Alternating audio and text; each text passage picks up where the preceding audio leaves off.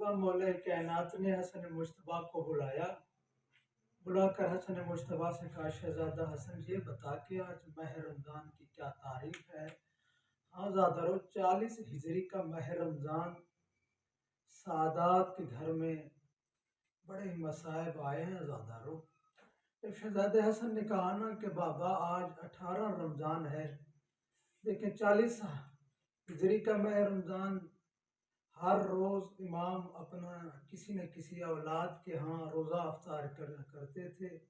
18 رمضان کو جب امام حسن نے کہا کہ مولا آج 18 رمضان ہے، میرے امام نے کہا جاؤ میری بیٹی ام کلثوم سے کہو کہ آج تیرا بابا تیرے گھر میں روزہ افطار کرنا چاہتا ہے۔ ہاں زادرو، ایک بیٹی کے لیے اس سے بڑی خوش قسمتی اور کیا ہوگی کہ علی جیسا باپ جس کے ہاں روزہ افطار کرے۔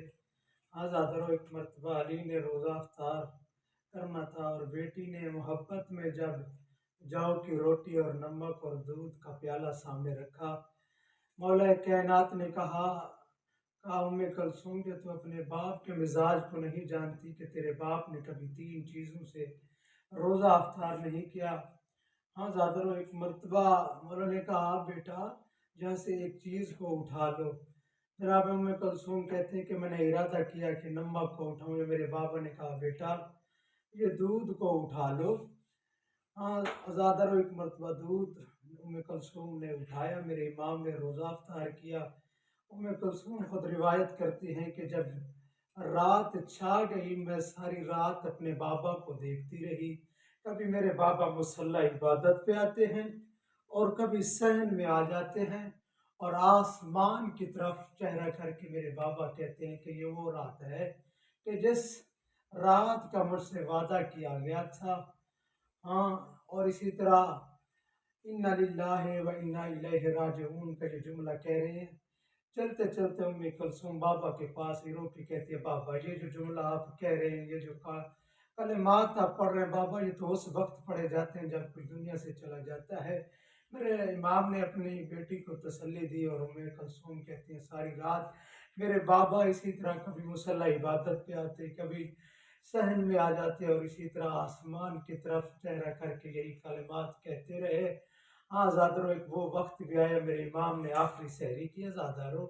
سحری کرنے کے بعد ایک مرتبہ میرے امام نے ابا کو اپنے جسم پہ ڈالا زادرو اور امام رسول کو پہن کر جب چلے ہیں نا مسجد کوفہ کی طرف اپنے گھر سے روانہ ہوئے، گھر میں جانور تھے بدکیں، میرے امام کا راستہ روکنے لگی، میرے امام نے راستہ تبدیل کیا، پھر دوسرے راستے میں آ کے روکنا شروع کیا اور رو کر علی نے کہا میرا بیٹا ام کلثوم یہ میرا نوحہ پڑھ رہی ہے اور یہ کہہ رہی ہے کہ اے علی آج گھر میں نماز پڑھ لو۔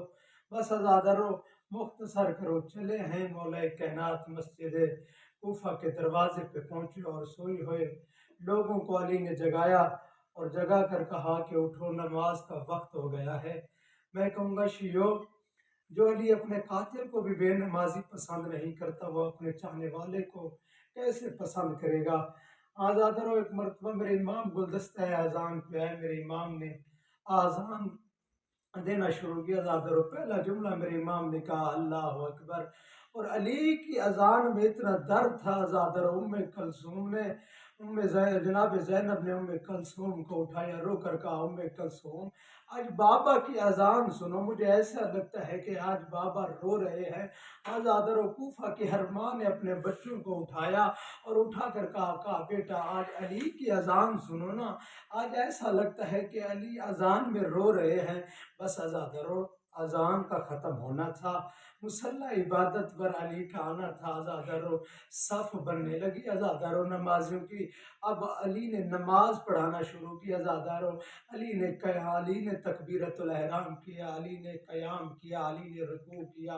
ہاں زادرو، جب علی آئے ہیں نا سجدے میں زادرو، ایک شکین ابن ملجم نے تلوار کا وار کیا، تلوار کا لگنا تھا زادرو، مورخین کہتے ہیں ایک مرتبہ آندھی چلنے لگی اور کوفہ کے در و دیوار ہلنے لگے۔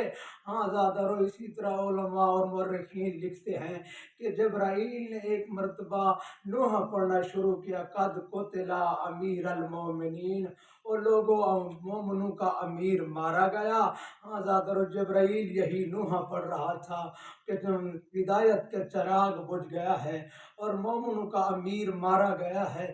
حضرت تلوار کا لگنا تھا، حسن مجتبیٰ آگے بڑھے، حسین مظلوم آگے بڑھے، محمد حنفیہ آگے بڑھے، اپنے بابا کے سر کو اٹھایا۔ حسن نے ارادہ کیا کہ میں بابا کو گھر لے کے جاؤں، یا علی کی آواز آئی، کہا حسن بیٹے پہلے نماز پڑھاؤ۔ حضرت حسن مجتبیٰ نے نماز پڑھانا شروع کی۔ میں کہوں گا حسن مجتبیٰ، علی جیسے باپ کے سر پر ضربت لگی ہو اور نماز پڑھائی ہے تو نے۔ حضرت نماز کا ختم ہونا تھا، اب لے کے چلے ہیں نا گھر کی طرف عزادارو۔ حسن مجتبیٰ نے دائیں طرف سے اٹھایا اور حسین نے بائیں طرف سے۔ عزادارو اولاد لے کے جا رہی تو علی کو گھر کی طرف، ایک مرتبہ علی زمین پہ بیٹھ گئے، کہا اے حسن مجتبیٰ مجھ سے چلا نہیں جاتا۔ عزادارو ایک مرتبہ علی کو چٹائی پہ لے کر جانے لگے اور حسن مجتبیٰ بھی رو رہے تھے، حسین مظلوم بھی رو رہے تھے۔ ایک مرتبہ حسن کی طرف مولا نے دیکھا، حسین کی طرف دیکھا، کہا بیٹے خاموش ہو جاؤ۔ اور اسی طرح جو حق پہ ہوتا ہے نا، وہ اس کے اوپر ایک ایسا وقت آتا ہے بیٹا صبر کرو۔ حضرت لے کے چلے ہیں نا جب گھر کی طرف، اور پیچھے اصحاب تھے، جب دروازے پہ پہنچے ہیں نا مولا کائنات رو کر میرے امام نے کہا حسن مجتبیٰ مجھے یہاں پہ روکو۔ جب علی رکے ہیں نا، ایک مرتبہ علی نے کہا بیٹا حسن میرے ان اصحاب سے کہو کہ واپس چلے جاؤ، اور مجھ علی کی یہ بات گوارا نہیں ہے کہ جب میں گھر میں جاؤں گا میری بیٹوں نے میری یہ حالت دیکھنی ہے، رونا شروع کر دینا ہے۔ مجھ علی کو یہ برداشت نہیں ہے، گوارا نہیں ہے کہ میرے بیٹوں کی رونے کی آواز کسی میرے اصحاب کے کان پہ آئے۔ زادروں میں رو کے یہی کہوں گا یا علی اس وقت کیسے برداشت کیا ہوگا، اور جب یہی زینب کبریٰ، یہی ام کلثوم و رقیہ اسی کوفہ کے بازار میں رو کے کہہ رہی تھی اور لوگوں ہمیں چادریں دو ہم محمد کی بیٹیاں ہیں، اور لوگوں ہمیں چادریں دو ہم زہرا کی بیٹیاں ہیں۔